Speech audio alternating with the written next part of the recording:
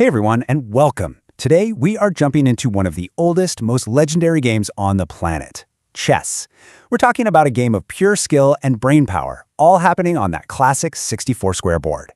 So whether you've never touched a piece in your life or you're just looking for a quick refresher, you are in exactly the right place. I love starting with this quote because it just nails it. Chess is so much more than just a game. It is a full-on workout for your brain.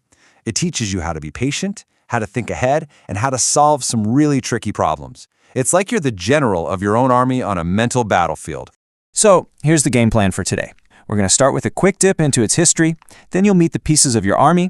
After that, we'll cover the rules of engagement, learn exactly how you win, go over some golden strategies to start with, and then we'll bring it all back to why this game is such an incredible mental exercise. All right, before we start commanding our little armies, let's take a quick look back in time. This game has such a rich and fascinating history that has traveled all over the world to become what it is today. So get this, the journey started all the way back in the 6th century, over in India with a game called Chaturanga. It was basically a representation of their military at the time. You had infantry, cavalry, elephants, and chariots. From there, it traveled to Persia, and then eventually made its way into Europe. And it's there, around the 15th century, that the rules we know today really started to take shape.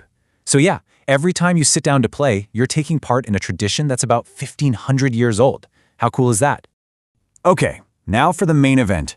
I want you to picture the board as your own personal medieval battlefield. You've got your soldiers, your knights, your powerful rooks, and of course your royal court. Every single piece is a soldier in your army. And knowing what each one can do, well, that's step one on the road to victory. And your mission? It's actually pretty straightforward. You are the commander of a 16-piece force, and while you'll be capturing enemy pieces along the way, your one, singular, ultimate goal is to trap their king. That's it.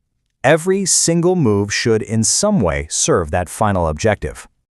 Now, an army is pretty useless if you don't know how to command it, right? This is where the rules come in. And honestly, understanding the unique way each piece moves is what unlocks all the incredible strategy and depth of chess. Okay, let's break this down piece by piece.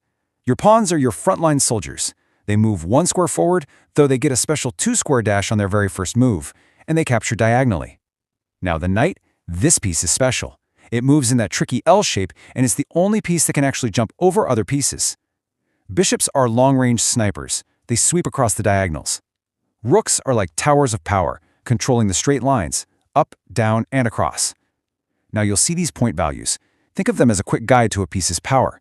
It helps you decide if trading one of your pieces for one of theirs is a good deal. And then, you have the queen.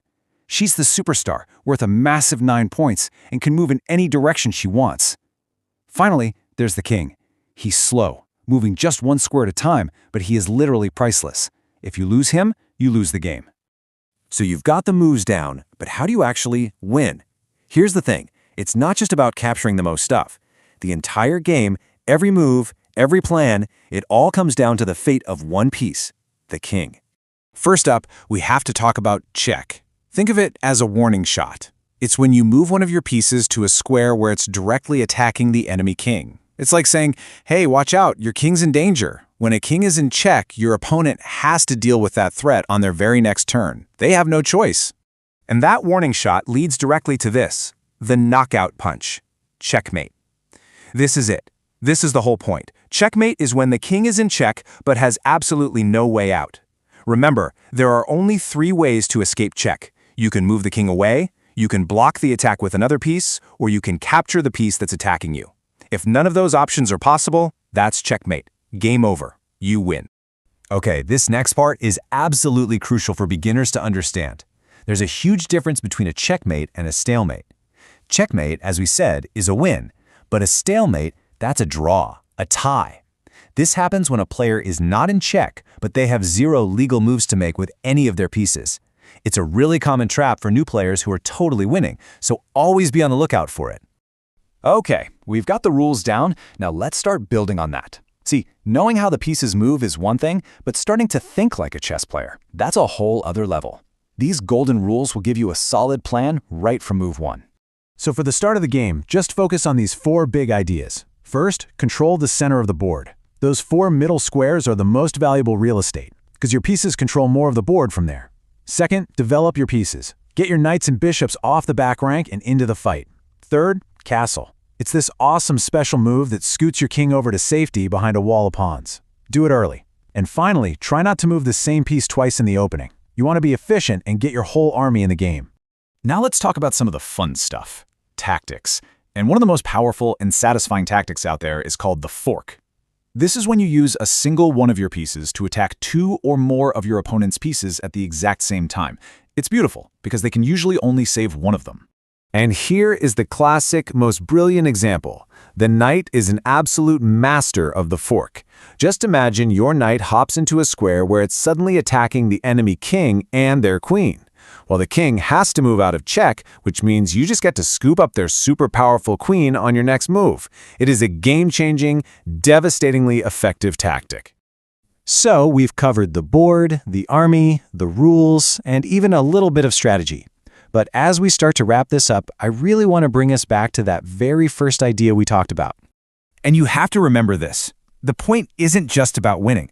Every single game you play, and I mean especially the ones you lose, is a lesson. It's a chance to go back, look at your moves, find your mistakes, and become a stronger, more patient, and more strategic thinker. And that's why we come full circle.